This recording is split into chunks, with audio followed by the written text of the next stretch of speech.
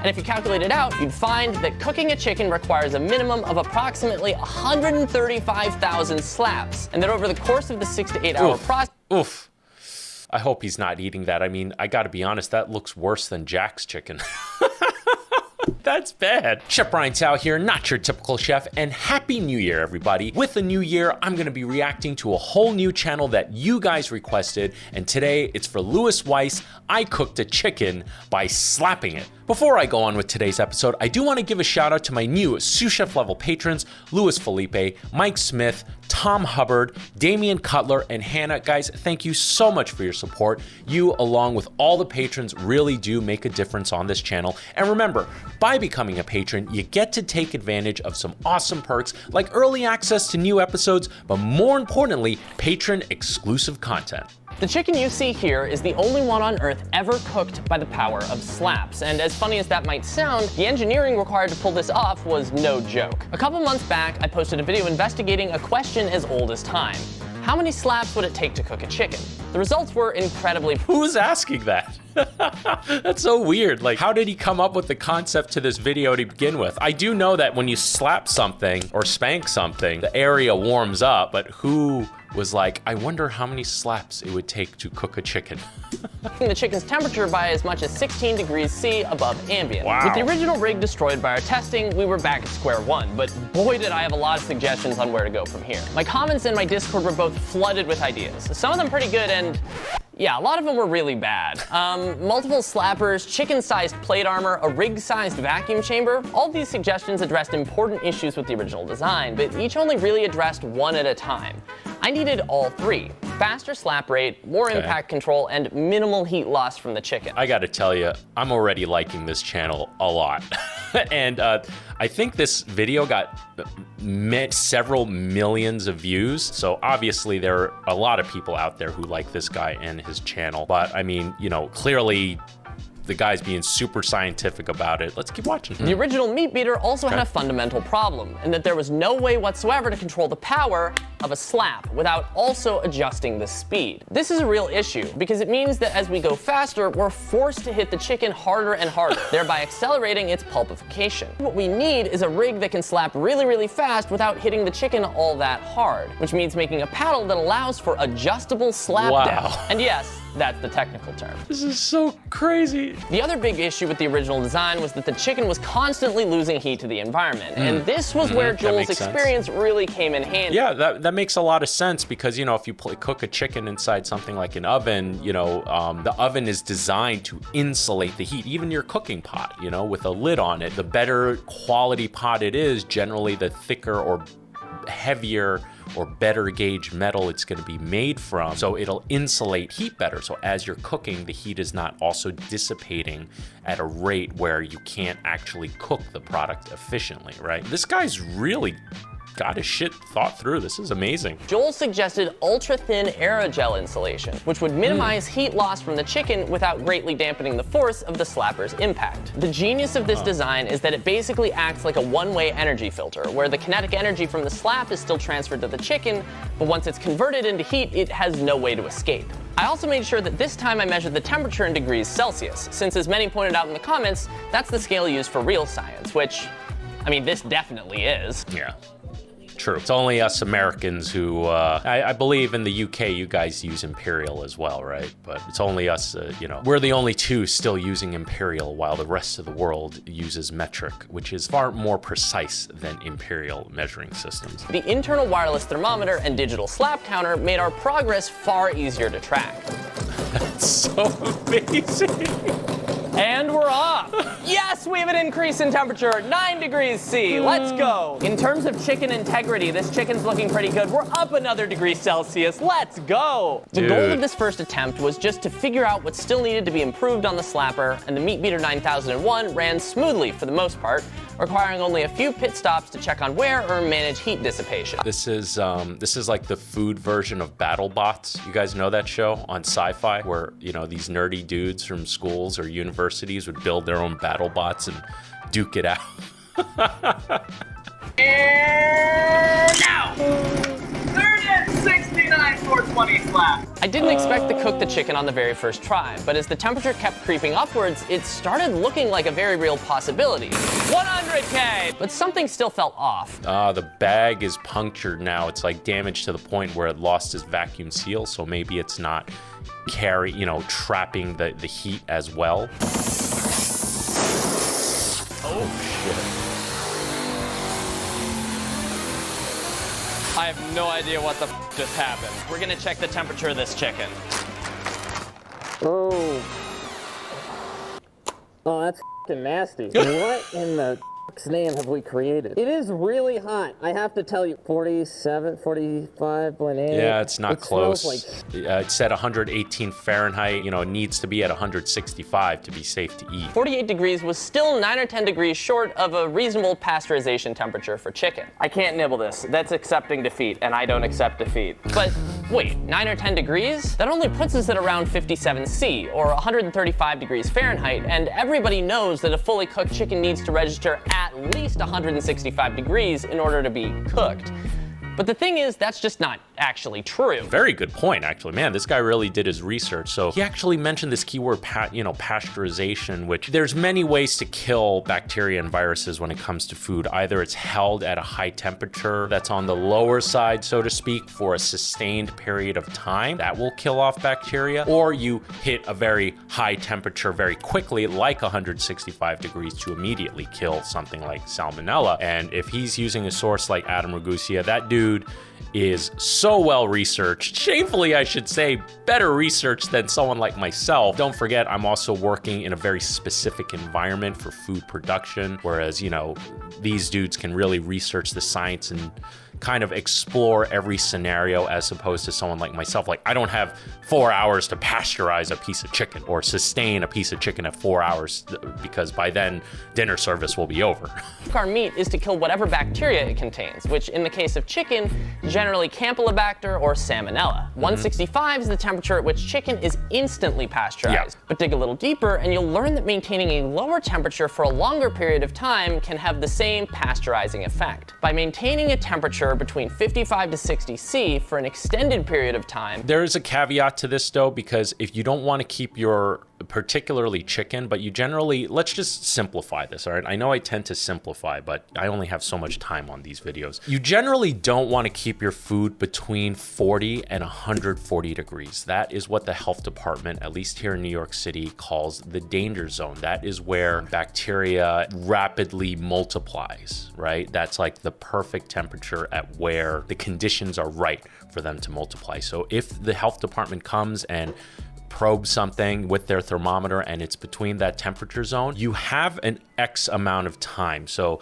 there's something called time temp control, which basically you have 4 hours where the food could essentially be left in the danger zone before it's deemed unedible. So, for example, at a really busy dinner service, you can't be searing every piece of, let's take chicken, for example, can't be searing every piece of chicken to order. That'll back up your whole line on a busy dinner service, right? Even 10, 15 orders of chicken that need to go out at the same time. If you're searing each one of them individually, it's just going to take searing from raw and then cooking to temp to get it to the customer. It's going to take too long. So generally what they will do is they will take the chicken breasts and sear like 4 or 5 of them at a time, hold them on a tray, and when you have an order, you just pop it back into the oven. Maybe you give it one more sear and then pop it into the oven and cook it the rest of the way from there. And when you do that, when you hold that chicken in room temperature, you have to have a time temp control of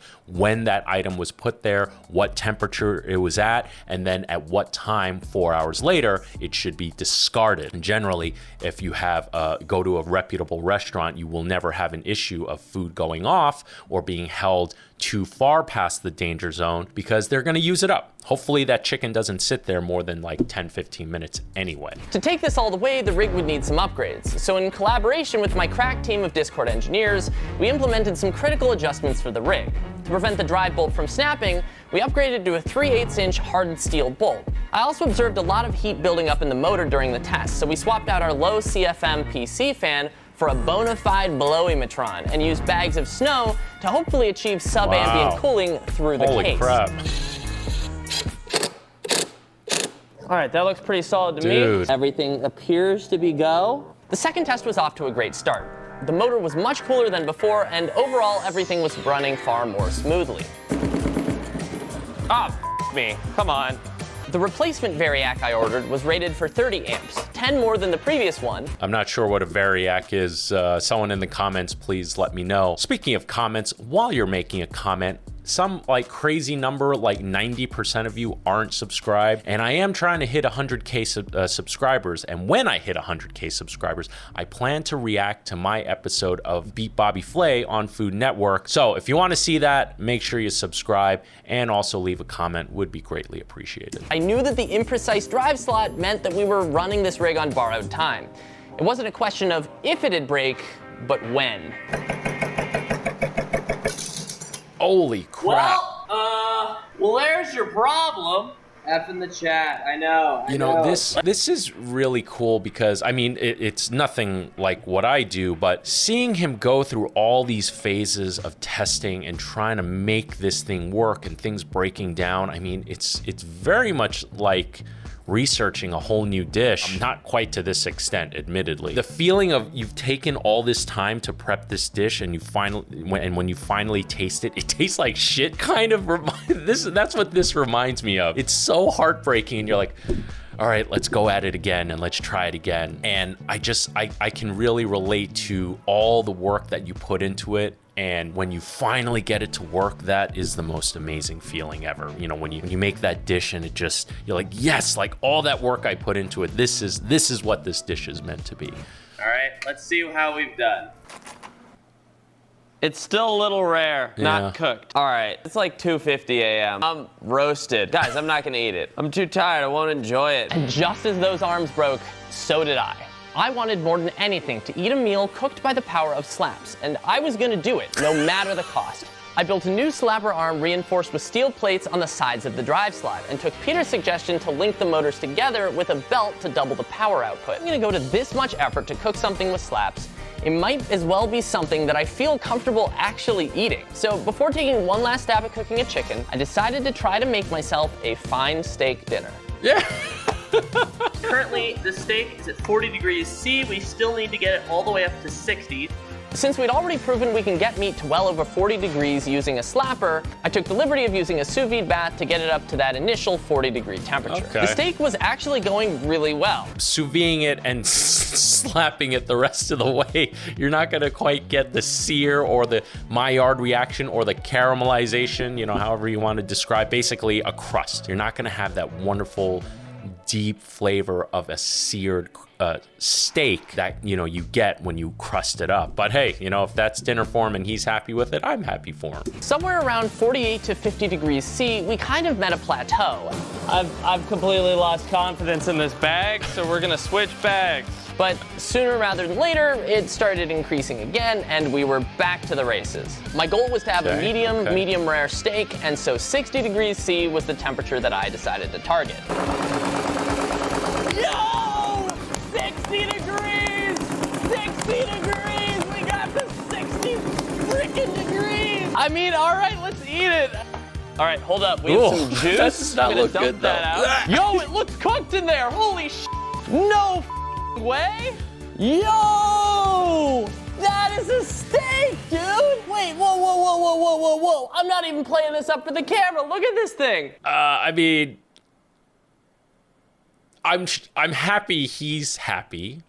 If I was in his shoes trying to just get a steak to 60 degrees by slapping it, that's quite a feat in itself. As far as like just looking at it from a professional perspective, that looks like shit. The smell, it smells like steak. No! Oh my gosh, it's got pink in the middle. Holy sh! Look at that. Okay, most of the work was done by the sous vide. Let's just put that out there. But I mean, that's pretty crazy. That's so crazy. Full disclosure, I got about the toughest piece of meat I could, reasoning that the slapper would like beat the life out of it. So appearance-wise, it looks kind of almost That's like a good point. soft. It feels kind of soft. Man, I can't believe I am eating something that came off the slapper. Honestly, The texture is kind of yeah, the texture is pretty bad. It basically tastes like you've been chewing it for a minute already, but if you can get past that, it actually tastes pretty good. I can't believe it. I mean, his reaction is not like, oh, this. What do you expect from a steak that's been, you know, cooked by slapping? Can you imagine if professional kitchens had that machine in their restaurant? If restaurants had a kitchen with that machine and they were serving on the menu slap steak, slapped meat steak, slap your meat a lot. It's a really bad steak. Holy cow. I'm curious what cut of meat he used. Was it like chuck or, you know, eye round or something like that? Or a London, maybe it was a London broil. Could be a London broil, I have no idea. But I'm glad he used that cut versus like a ribeye, which, you know, that would have been criminal to ruin with a slapper. I was cautiously optimistic for our avian alternative. I ran the slapper as hard as I could, sustaining a minimum temperature of 55 degrees for almost 90 minutes. 90 minutes, 55 degrees, 90 minutes. 60 degrees is like 140. Okay, so yeah, I mean, 90 minutes, you know, according to pasteurization, if you sustain it for like 1 hour, supposedly it kills salmonella, but I could be wrong. I never cook that way. You know, I know how to sous vide. I've done it at home countless times, but I've typically never sous vide in any of the restaurants that I've run. Yeah, I still would not be comfortable with eating chicken at 100, you know, 60 degrees Celsius, 140 degrees Fahrenheit. Yeah, no, because don't forget, it's 90 minutes leading up to the 60 degrees, right? So then if it's, because the danger zone's between 40 and 140. So to me, that would mean it would have to sustain at 140 for an hour before it would be safe to eat, right? That is actually where maybe he got it wrong. We didn't finish the video, but let's keep watching. Despite nearly 2 months of work, the rig still broke 2 months. before I was able to fully cook it. At least that's what I thought until I was editing this video. I'm looking at the, what? We cooked it. Yes, baby. Yes, we cooked it. We cooked it. I'm still not gonna eat that chicken, but we fucking did it. Our chicken was above 55C for an hour and 20 minutes and around 58C for 20 minutes. Okay. The charts, it turns out we did cook the chicken. Yes. The big reason I didn't eat it is because due to a break in the balloon, the chicken got contaminated with fiberglass and aerogel. And if you calculate it out, you'd find that cooking a chicken requires a minimum of approximately 135,000 slaps. And that over the course of the 6 to 8 hour process. Oof. I hope he's not eating that. I mean, I gotta be honest, that looks worse than Jack's chicken. That's bad. Jack's chicken it's not good. It's not good. Would consume around 7,500 watt-hours of energy, or about 2 to 3 times as much as your oven would while making a typical roasted chicken. Let's go back to this. The reason I didn't eat it is because due to a break in the balloon, the chicken got contaminated. Despite whatever FDA thing he showed, again, I personally would not be comfortable. It could be correct, okay? But I can tell you, as far as my experience dealing with the New York Health Department, man, between 40 and 140, you know, danger zone. Need a time temp control, and it better not sit there past 4 hours, right? No food should sit out there for more than 4 hours before you serve it. It's just the window of time that the health department gives you. It was contaminated with fiberglass. I'm guessing he didn't eat it. But listen, again, I would not serve any chicken that was not fully done through. Number one, any hue of pink is gonna freak out the customer, number one. Number two, if the health department comes and they probe a piece of chicken that's not over 165 degrees, you're getting an instant violation. It's just not worth it. But I'm telling you this from a, you know, working professional chef's perspective. However, does not take away from the fact that this is quite the fascinating experiment. I can't believe the amount of work he put into this to make it happen. And very cool. I'm very glad you guys recommended this. I'm definitely going to check out more videos from this guy's channel. And yeah, with that said, hope you enjoyed this video as much as I did making it. And remember, don't be afraid to fail, because if you are afraid to fail, then you're never going to be able to make a machine that cooks a chicken by slapping it, because that guy failed a lot and he did it. Dreams do come true. All right, take care, everybody. Happy New Year again. Thank you so much. Remember, if you're interested in becoming a patron, be sure to visit the link in the description below. And with that said, I'm Chef Brian Tsao, not your typical chef, and I'll see you really soon.